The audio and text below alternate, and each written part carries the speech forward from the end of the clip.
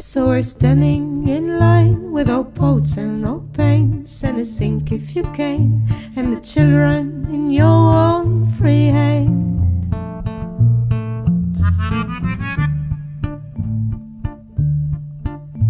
And many miles later I've worn out my shoes, so the heels are all blistered and hardened and bruised from the war. You'd better keep up.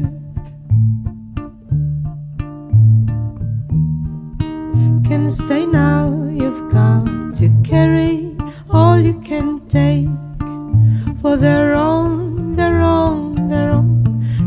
the uptake.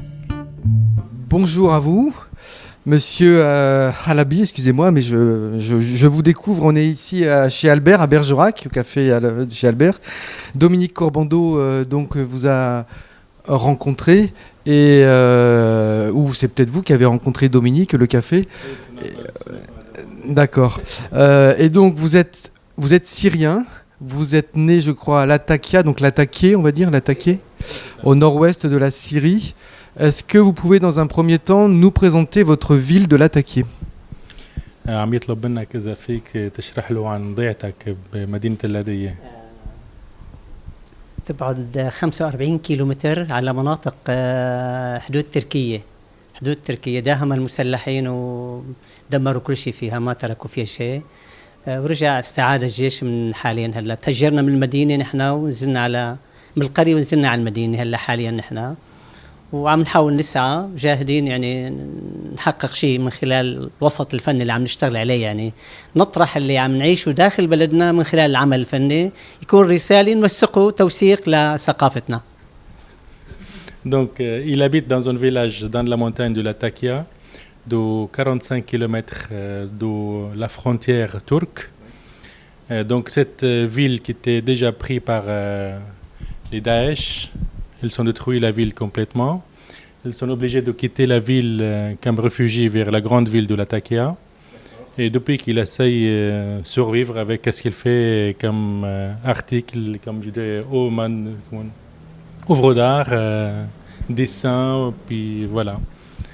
Ok, je vais peut-être juste repréciser, vous êtes médecin, vous êtes arrivé à Bergerac il y a 6 mois, parce que je ne vous ai pas présenté. 6 ans,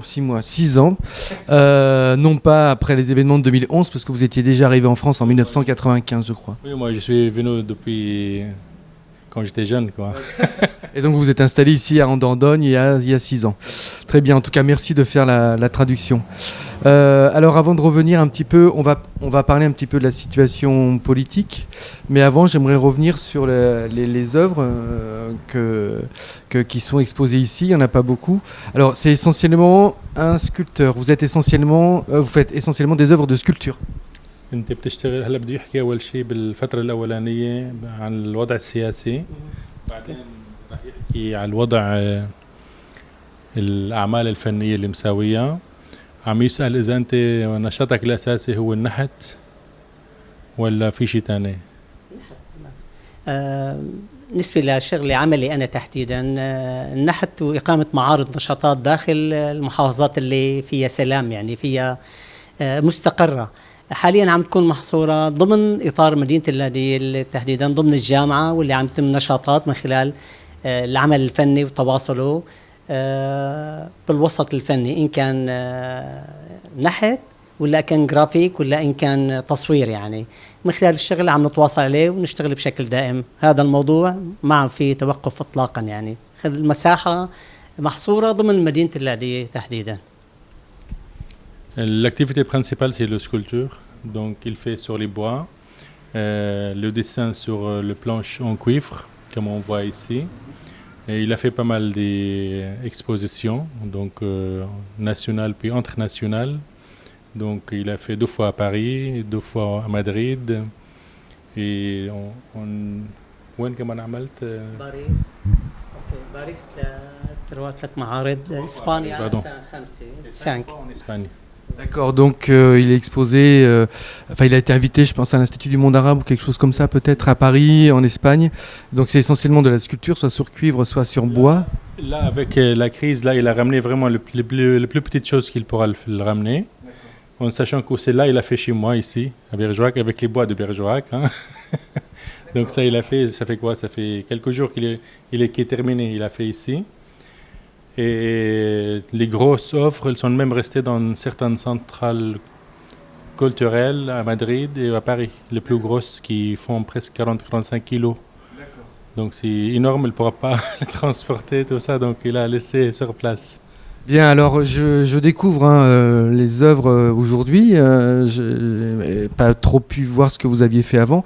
Alors ce qui m'intéresse sur ce qu'on voit dans ces gravures sur cuivre, alors évidemment il y a la thématique, on retrouve ces thématiques de village du Proche-Orient avec les oliviers, les maisons, mais on remarque aussi beaucoup je vois des croix, donc des églises.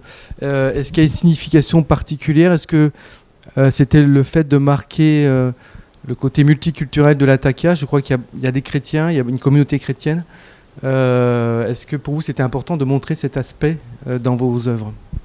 عم يسألك إنه باللوحات اللي شايفهم هون عن نحاس في كتير هيك شغلات بتشابه الطبيعة وشجر الزيتون والبيوت المدينة هناك، بس كمان لاحظ إنه في مثلا في كنائس والصليب، فهل يا ترى هي بدل إنه تنوع المجتمع بسوريا، إنه في مسيحيين وفي كل الديانات وكيف عايشين مع بعضهم؟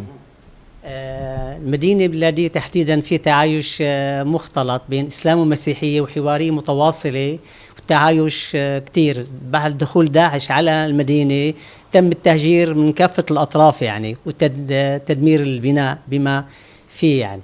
هلا الوحدة المشتركة من خلال البناء موجودة، وحدة الوحدة الحوارية المتواصلة الإسلام والمسيحية من خلال العمل الفني، وشجرة الزيتون اللي موجودة للسلام اللي مباركة بكل الديانات شجرة الزيتون. العمل النحاسي اللي الموجود مستوحاة من بعض الأغاني واللي موجودة كان بالشعر الفرنسي من 1940، استوحوا القصيدة الشعرية تزيد بعمل فني. أنا مستوحى الأغنية بعمل فني تم تنفيذها على عمل نحاسي من خلال العمل النحاسي تشكيل. بمدينة اللاذقية وبكل مدن سوريا اللي طبعا طوائف، أنا اللي بحكي بالعربي لازم ترجم الفرنسي هلا. Parce que là, si vous ne traduisez pas, on va pas s'en sortir.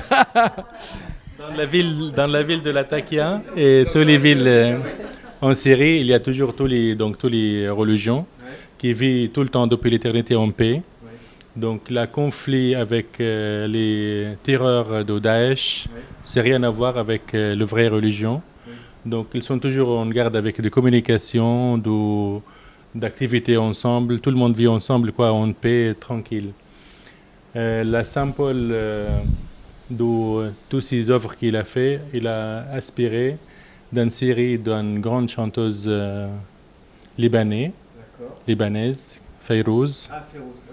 Donc chaque tableau, il projette une chanson.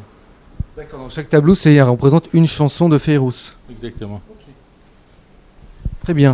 On va revenir peut-être un tout petit peu à la situation. On va peut-être reprendre. Je crois qu'il a un visa de 3 mois. Il est en France pour 3 mois, c'est ça?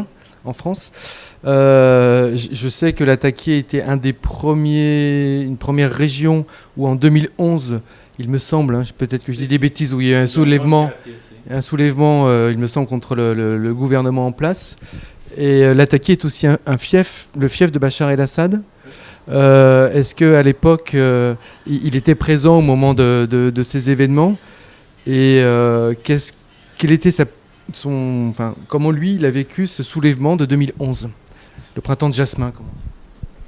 عم يسألك إنه اللاذقية هي أول مدينة صار فيها حركات شعبية ضد الدولة بال 2011، وهون بيسموها إنه الياسمين العربي أو الربيع العربي. فهل أنت كنت موجود بهذيك الفترة؟ بتحس يعني بتتذكر شيء صار بهي الوضع، وشو وجهة نظرك بالموضوع؟ اللي هو كواقع كانت مثل ما بيقولوا بالعامية، يعني الوضع مو معروف شو يعني لوين، إن كان بلادي ولا إن كان بدرعا ولا بحمص. الحالة عامة كانت يعني المجتمع ما عرفان شو الوضع تحديدا يعني، وحتى كافة الطوائف ما عرفان شو فيه. أما اللي بيقرأ داخل بالسياسة، القريان السياسي بيعرف شو ممكن خلال واقع ممكن بده يصير مدروس على البلد. بس بالشكل عام كل الناس بعيدة ما بتعرف إلا الناس اللي بجزء بسيط دخل ضمن الشارع وتم اللي اشتغل عليه، يعني من تكسير من تدمير داخل المؤسسات الدولية واللي هي المؤسسات العامة لكل الناس يعني. Au départ, le problème s'est commencé, c'est pas vraiment un soulèvement populaire comme c'était montré dans tous les médias du monde. Le vrai, il y a des casseurs qui sont passés partout, casser tous les, comment on dit, les propriétés publiques, donc les stations de bus, les bus, ils sont brûlés les bus parfois même avec des gens dedans. Donc au départ, tous les médias qui disent voilà un soulèvement printemps arabe, mais les peuples ils ne savaient même pas c'est quoi la vérité. Donc il y avait beaucoup de gens qui étaient plus ou moins qu'est-ce qui se passe et pourquoi. Vous voyez. Donc les idées, il y en a certaines qui sont douteuses en disant oui c'est le moment d'avoir voilà la démocratie, le choix de choisir toujours nos représentants au Parlement, tout ça, qui étaient douteux. Est-ce que c'était ça la vérité ou c'était vraiment des gens qui cassent tout simplement, qui étaient employés ou payés par l'extérieur. D'accord. Par l'extérieur, par. On sait pas. À l'époque, on ne savait même pas c'était quoi derrière. D'accord. Est-ce que c'était vraiment un endroit limité? Ça, c'est moi qui dis ça, c'est pas lui. Donc, est-ce que c'est vraiment limité dans l'endroit ou c'était vraiment généralisé? Okay. Donc, on ne savait même pas c'est quoi. Donc maintenant, vous vivez toujours en Syrie. En France, on a toujours, soit on dit c'est trop compliqué la Syrie, on n'y comprend rien, donc on s'y intéresse. C'est un prétexte pour ne pas s'y intéresser. Après, bon, il y a des choses qui sont pas si complexes que ça. Là, ce que vous venez de dire, c'est que, excusez-moi pour la traduction, mais j'essaie de pas être trop long, que ces printemps de jasmin, c'était pas forcément ce qu'on entendait dans les médias occidentaux, d'après vous. Mais est-ce que quand même vous avez une idée de, selon vous, c'est vrai que ça peut-être que ça sera dur pour vous de répondre parce que vous vivez en Syrie, mais le gouvernement de Bachar el-Assad actuellement, est-ce qu'il vous paraît être une voie d'avenir et pas plutôt une voie du passé? صار الموضوع سياسي بحت. Il pourra parler. Donc il demande, même si on n'est pas certain, même حتى لو إنه نحن ما متأكدين إنه المشكلة سياسية إنه ربيع عربي وما ربيع عربي، إنه حكومة الرئيس الأسد إنه هل هي ترى جزء من المستقبل جزء من الحل ولا يعني شو وجهة النظر العامة؟ بدها حوار كبير. بالشكل عام الوضع بسوريا لو كانت ثورة بمعنى الثورة يعني كان ممكن اشتغل عليها واحد بس متفق أو في دراسة عليها خارجيا يعني. أما بالشكل عام ما هي مقومات كثورة بمعنى يعني. أما حدا بده يقوم بثورة داخل البلد ما بيخرب البنى التحتية، اقتصاد العام البلد، التدمير العام، ما بترك شيء، القتل، الذبح، التهجير، ما أنا ثورة هاي. أنا بتصوري وبتصور المجتمع كله اللي عم نشوفها هلا حاليا. صارت الناس عم تقرأ الواقع بشكل، بلشت الكل هلا. الإرهاب اللي ضرب باريس من فترة مجسد أنا بعمل فني موجود على برج إيفيل، واللي من فترة بألمانيا ولا ببريطانيا. الإرهاب صار حالة عامة ما عاد محصور بسوريا. إذن ما أنا هي جزء من الثورة، والنظام بيبقى أو بفل. الانتخابات اللي بتصير داخل البلد هي بتحدد الكل. نظام أي نظام له فترة زمنية وبيتحدد، بفل النظام بيجي نظام جديد. هذا الموضوع لو انشغل عليه ما انشغل عليه للأسف الشديد يعني. لذلك شو المعطيات الخارجية والداخلية هذول السياسيين هني بدركوها، أنا ما بدركها كقراءة. Au boulot. Donc, il dit que c'est très très difficile d'aborder un sujet assez très très compliqué d'ailleurs, mais il faut imaginer que maintenant qu'il faut qu'on fasse un choix. Soit on dit un président ou dictateur, ce qu'on veut nommer, qui est bien limité dans ses frontières, avec ses propres peuples, soit qu'on choisit l'autre part, donc Daesh, les terreurs, qui sont pas limités par des frontières. Qu'on a vu qu'ils sont frappés à Paris. Donc lui, il a fait un œuvre avec le Tour d'Eiffel. J'ai pas vu, mais a priori qu'il a laissé là-bas. La terreur qui a frappé en Allemagne, en Grande-Bretagne, Donc il n'est pas de frontière pour les terreurs, ça traverse partout. Donc les idées, pour le moment, il faut choisir un des deux. Donc pour lui, il faut mieux pour le moment garder le système actuel. En attendant, sur une base en disant qu'il aura plus tard une élection démocratique pour que les peuples qu'il arrive bien à choisir son président. Mais pour le moment, la partie urgente actuellement, c'est de arrêter le terreur, terminer Daesh. Ok. Dernière question sur la situation politique et après on revient. Et après on reviendra aux œuvres. J'entends une alternative en fait, ou Bachar el-Assad ou Daesh, mais quand on parle entre guillemets des rebelles en Syrie, est-ce que c'est pas une troisième voie possible ou est-ce qu'ils sont assimilables à Daesh? عم يسأل إنه هلا نحن بنحكي إنه فيها يا بشار الأسد يا داعش. بس في مجموعات عصابات روبيل بيسموها هون. يعني هدول مع مين هدول شو وضعهم؟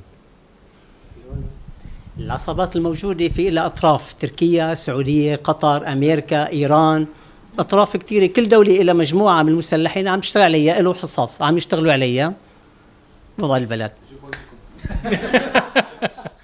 Donc il dit les rebelles, moi je vais ajouter, cela n'est pas dit, quand l'absence de système, l'absence de la loi, c'est la loi de jungle. Le plus fort, c'est lui qui récupère ce qu'ils veulent. Donc il y a certains appuyés par la Turquie, certains appuyés par la Qatarie, par l'Arabie Saoudite, tout le monde presque, ils sont un petit groupe qui fait sa politique à l'intérieur actuellement. Donc les rebelles, pour lui, c'est comme le Daesh, c'est exactement pareil. Parce qu'ils sont profités du manque de sécurité pour faire leur propre agenda. D'accord.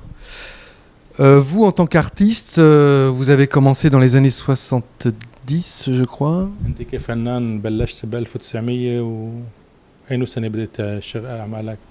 أول معرض اللي بال 75 كنت مرحلة إعدادية 1975. Première exposition qu'il a fait 1975. Il était étudiant terminal. D'accord. Okay. Vous avez étudié à l'université de Latakia. J'ai oublié le nom, mais c'est l'université. درست بجامعة Non, lui il a fait un comment on dit شو معناتها معهد؟ c'est comme une école, mais c'est pas une faculté. C'est pas une d'accord. C'est comme une école, mais école d'art. École d'art. Oui. Est-ce que ça a été simple, facile pour vous d'exposer? Est-ce que vous êtes connu dans la région de Latakia? Parce que bon, évidemment, vous exposez à Paris, à Madrid, etc. Mais en Syrie, vous représentez quoi comme dans le monde artistique syrien? عم بيسألك إنه أنت عملت كتير معارض مثلا برا بسوريا، شو كنت تعرض؟ وهل يا ترى الوضع كان سهل إنك تعرض أعمالك ومثل شو؟ هلا الوضع بسوريا سهل العرض، يعني بتنقل ضمن بلد واحد ما كان فيه، بس هلا الوضع كتير قبل الأحداث كتير مريح، كان ما في مشكلة يعني. عرض بالخارج المعارض الأولى كان فيها صعوبة، بس هلا صار أمر عادي ما بقى يعني مثل المعارض الأولى يعني. بس بالشكل عام بضل المعارض الخارجية فيها تكلفة مادية على وضعنا كتير مشكلة يعني هلا، بس بالشكل عام منيح يعني.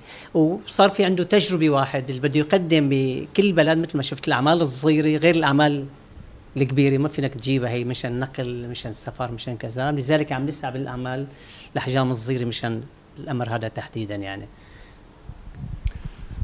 En Syrie, donc avant l'événement, avant 2011, il y avait la liberté d'exposer partout. Mais bien évidemment, il y a certaines œuvres qu'il n'a pas le droit, qu'il le cache toujours. Et quoi comme type d'œuvre, par exemple, qu'il est obligé de cacher? Moi, je sais, je vais continuer ici. Par exemple, il a fait une œuvre d'une chaise, donc chaise de pouvoir, qui était inversée à l'envers. Je crois qu'on peut le voir sur le site. Voilà. C'est une grande chaise inversée avec un trône inversé. Puis un autre aussi œuvre qu'il a mis deux chaises qui sont s'embrasser. Ouais. Vous voyez le dossier contre dossier en disant que les gens au pouvoir, ils voient qu'eux-mêmes. Ils sont amoureux d'eux-mêmes, mais ils oublient les restes. Vous voyez. Donc celle-là, il l'a jamais mis, mais quand il a mis, il était un petit peu gêné par certains, on va dire, service secret ou je ne sais pas quoi. Donc il y a une censure, quoi. Elle était gênée, puis chaque fois qu'il est retardé, questionné, convoqué, donc il a perturbé sa vie naturelle, quoi. Vous n'avez jamais eu envie de quitter la Syrie et de partir travailler et faire votre œuvre à l'étranger? عم يسألك إذا هل يا ترى كنت حابب شي مرة من المرات تفكر تترك سوريا وتشتغل برا بالدول الأجنبية؟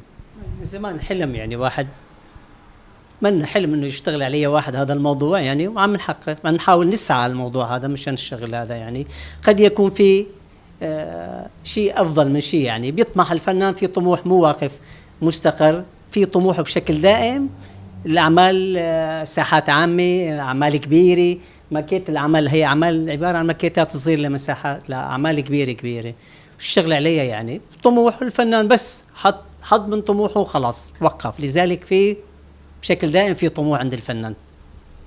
C'est son rêve donc de partir émigrer pour installer ailleurs, qu'il aura toutes les choses nécessaires pour faire des grosses offres, qu'il pourra garder son nom. C'est son rêve, place de voyager chaque fois, ramener le petit offre, tout ça. Voilà, donc lui, c'est ça c'est son rêve d'installer, travailler surtout maintenant. Ça, c'est moi qui ajoute parce que je sais, je n'ai pas dit ça.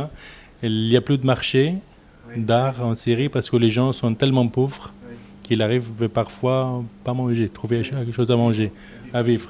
Donc les choses qu'il fait maintenant, lui, il n'a plus rien comme ressources là-bas pour survivre, si on peut dire ça. Alors une question sur ces œuvres, ces sculptures, elles sont très en verticalité évidemment, c'est ce qu'on remarque le plus. Les chaises c'est pareil, choses qui sont très hautes, hein, d'après je ne sais pas combien de mètres fait la chaise, mais je crois que c'est très... قديش حجم الكرسي المقلوبة؟ شيء 35 سم. Non, c'était pas énorme, hein, c'était 35 cm, mais avec la photo, l'image, qu'on le voit énorme.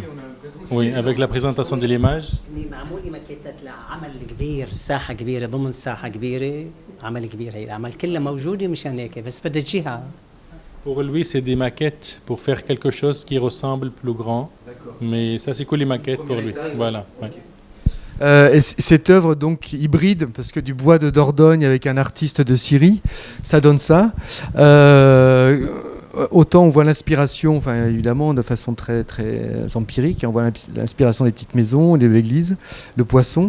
Et ici, est-ce qu'il y a une inspiration, j'allais dire, périgourdine, enfin je sais pas, est-ce que les lieux l'ont inspiré pour faire cette œuvre très verticale? الخشبة تبعك هيك طويل مطول كتير. والخشب اللي مساواه فيه من الخشب من المنطقة من هون الدرداني المنطقة اسمها الدرداني انه شو عمل لك هدوكي مثلا سمكة بيوت شو عملت لك اسبيري يعني شو استوحيت حاليا خلال الشهر هذا استوحيت من المدينة البناء القديم الكنيسة مع الجسر القديم مع التكوين البناء القديم بيستوحيني كتير غير بناء الحديث موضوع آخر أي ثقافة مجتمع بتشوف البناء القديم من يعني بيوصلك لحضارته بيوصلك لثقافة البناء بروجريك مدينته بالكنيسة بالجسر بالشارع بكل شيء يعني هيدي الحضارة بتوصلك مباشر بدك تحاول تجسدها أنت إن كان جرافيك ولا قهوة شفت الأعمال قهوة ولا العمل النحتي ولا العمل الثاني هيدي الثقافة بيسقطها واحد بعمل حسب الفنان اللي عم يشتغل عليه يعني أنا بشتغل ملم بالحجار قد لو توفرت المادة اشتغل بالحجر توفرت الخشب اشتغلت عليه النحاس ممكن نشتغل عليه كمان حسب المادة المتوفرة بس بالشكل عام استوحت لي كتير هيدي المدينة الجميلة هذا العمل حالة الفرح أو حالة السلام صرخة عم يصرخ باتجاه السلام مشان يحقق السلام مو بس بسوريا السلام للعالم كله بدون استثناء الإرهاب اللي عم يضرب العالم كله نصرخ سوا تحقق مع الحمام مع الحرية حتى يتحقق السلام للمجتمع كله كاملة بدون استثناء بدون أي طائفة بدون بشكل عام لكل المجتمعات. L'œuvre donc c'est un écrit des humains, tous les humains, n'importe quelle que soit leur religion, pour établir la paix. Donc on voit si on regarde bien il y a des pigeons. À la fin, on commence avec la bouche qui crie en bas, d'autres bouches, d'autres formes, d'autres Puis à la fin, il y a les pigeons, la colombe de la paix qui sont autour de soleil à là-haut. Donc pour lui, je reviens sur la première question que vous avez posée. Qu'est-ce qu'il a aspiré de la ville? Donc il a aspiré, qui a bien adoré toute l'ancienne ville. Donc l'église, le pont, l'ancien pont, et tous les anciens bâtiments.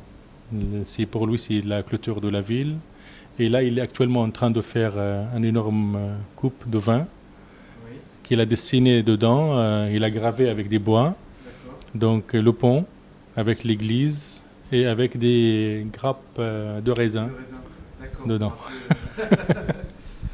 Je crois que vous avez rencontré le maire de Bergerac et on va pouvoir, après chez Albert plus tard, voir la suite, enfin d'autres œuvres. À partir de quand et où? Donc du coup, vous répondez. Je vais répondre parce que moi, je suis au courant quand j'étais le traducteur aussi. Donc c'est le 1er juillet. A priori, qu'il y a une exposition avec des artistes à Bergerac. L'endroit, je n'ai pas encore. J'ai pas encore parce que normalement je dois recevoir un mail qui explique tout ça. Donc Monsieur Garrigue avec grand remerciement. J'ai présenté donc Monsieur Alabi à Monsieur Garrigue, il était vraiment admiré toutes les œuvres qu'il fait. Puis il a appelé tout de suite son responsable culturel, qui a tout de suite déterminé les dates pour qu'il puisse exposer ses œuvres dedans. Donc, en tout cas, on pourra les Bergeracois et les touristes d'ailleurs pourront venir d'abord chez Albert à partir de demain jusqu'à vendredi. Il y a un vernissage vendredi et on pourra voir ses œuvres jusqu'à quand ici? On verra. Jusqu'au 1er juillet.